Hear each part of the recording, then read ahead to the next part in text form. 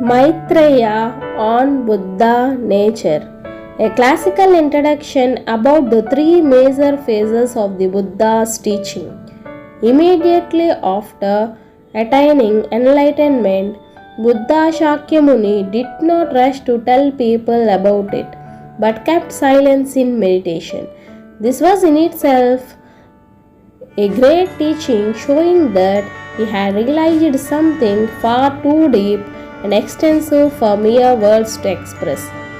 He remained in silence until the Deva requested him to teach and thereby launched the world into a three major cycle of truth and awakening. According to the Buddha, this cycle will last for some 5000 years. The Buddha went on to teach for some 45 years, addressing a remarkable variety of audience. The India of his spiritual intensity, an epoch when in India, Greece and China thought systems were being evolved that would influence the world for millennia to come.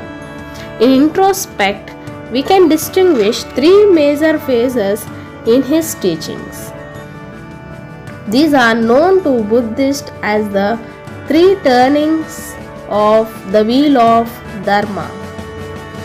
Phase 1 established the foundations common to all his teaching. It revealed much about the nature of worldly existence, using ideas and a language which made sense to the common perception of reality. The absolute priority of this first turning was to help people to eliminate or at least reduce suffering, the great shortcoming of his extraordinary universe. Just as when sickness is cured, health comes naturally. Likewise, once suffering as it causes was removed, profound happiness is the natural lot of the mind. The essence of the first turning is to contain in the famous Four Noble Truths. The first truth is the Buddhist description of the cosmos, portraying the different life forms which inhabit it and their sufferings and happiness. The second truth points to the causes of his suffering. To simplify, ignorance, ego, duality, defilement, action, and suffering. The third truth describes the states wherein suffering is no more. The fourth truth examines the causes of those states, the famous path of Buddhism. The second phase. The first phase had dealt mainly with what was tangible and conventionally true for those who still wanted to be. It showed how to act wisely and create better future lives with a minimum of suffering.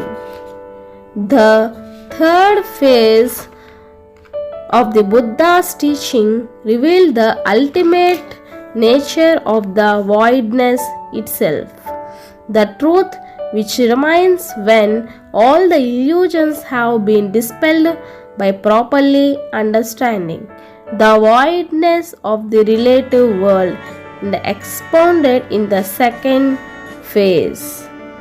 Voidness is not blankness but wisdom. A bright, clear light of wisdom when renders illusions powerless. The source of this work.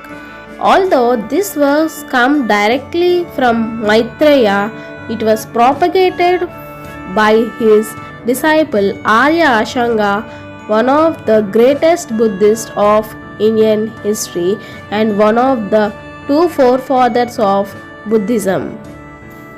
Maitreya's 5 teachings are the ornament of definite realization, which teaches absolute truth through the middle way view but in a concise way.